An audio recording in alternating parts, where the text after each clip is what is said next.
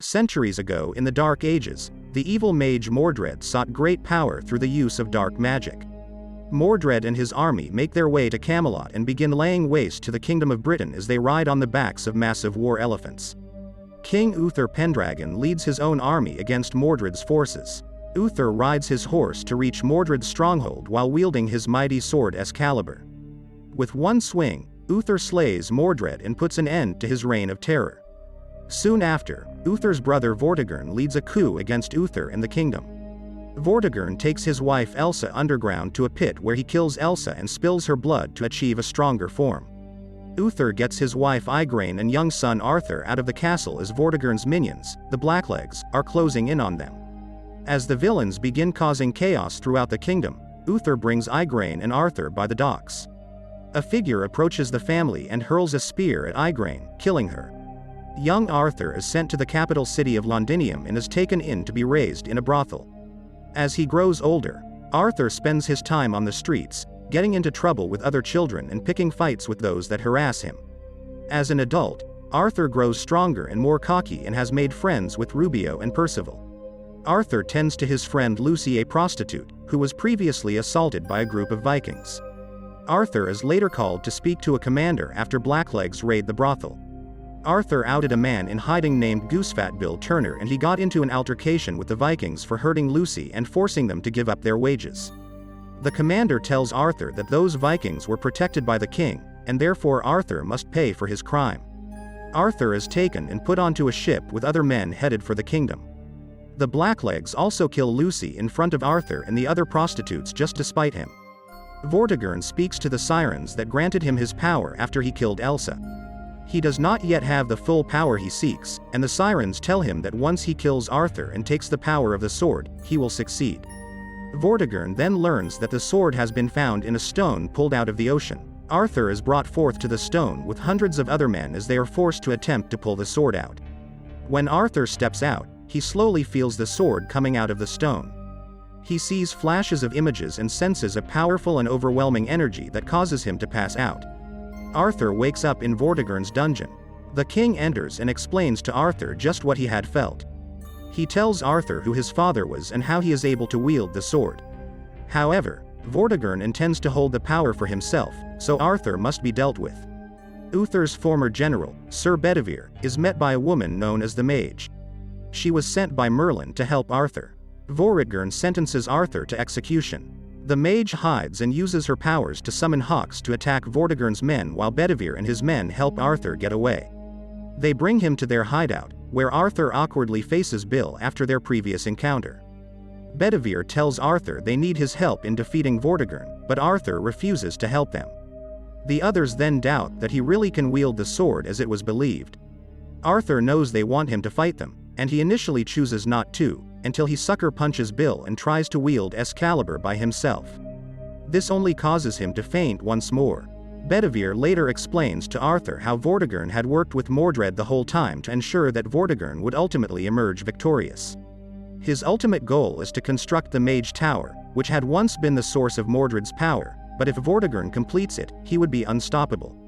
After Mordred rose to power, Uther came into possession of Excalibur from the Lady of the Lake, leading him to kill Mordred.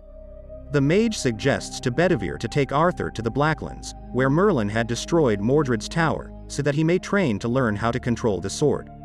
Arthur faces a number of creatures as he attempts to use the sword to his full potential.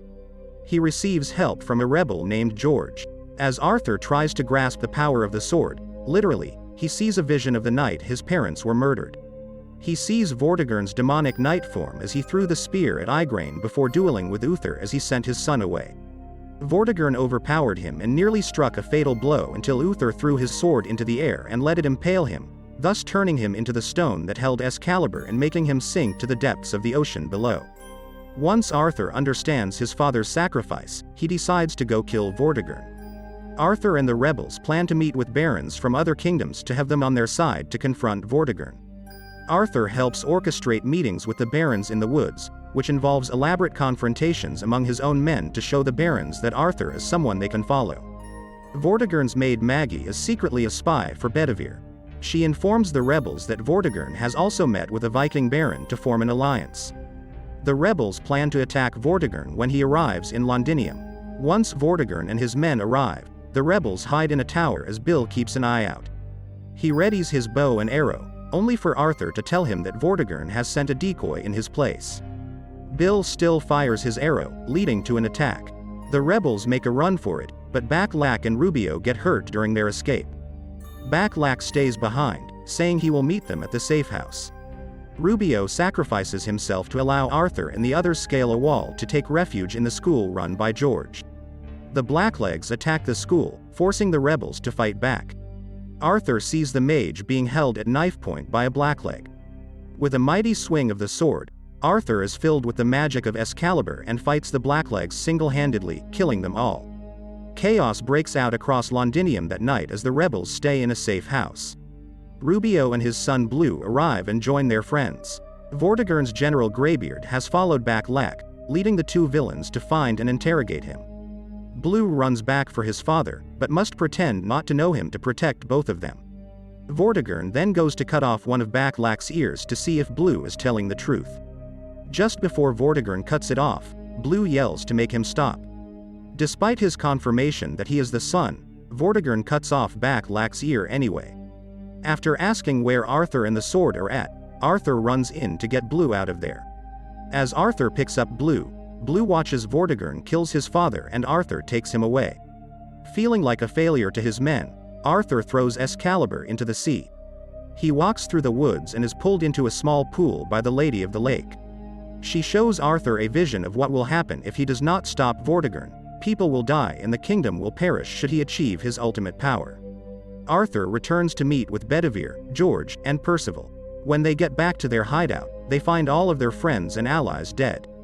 Greybeard is there to deliver a warning to Arthur. If he doesn't surrender by the end of the day, Vortigern will kill both Blue and the mage. Through a negotiation, the mage is released when Arthur goes to turn himself and the sword into Vortigern. Before anyone can harm Arthur, the mage summons a giant snake to come in and eat Greybeard and the other Blacklegs. The rebels then go to free the rest of Vortigern's prisoners and begin to battle the Blacklegs. Knowing what's about to happen, Vortigern goes to his daughter's room. Katia tells her maidens to leave, hugs her, tells her he loves her so much, and then kills her as he did her mother. He takes her body down to the pit to sacrifice her and regain his demon warrior form. He brings Arthur to a completely different realm and fights him. Arthur puts up a good fight but is ultimately overpowered by Vortigern. Arthur destroys Vortigern's blades and impales his treacherous uncle.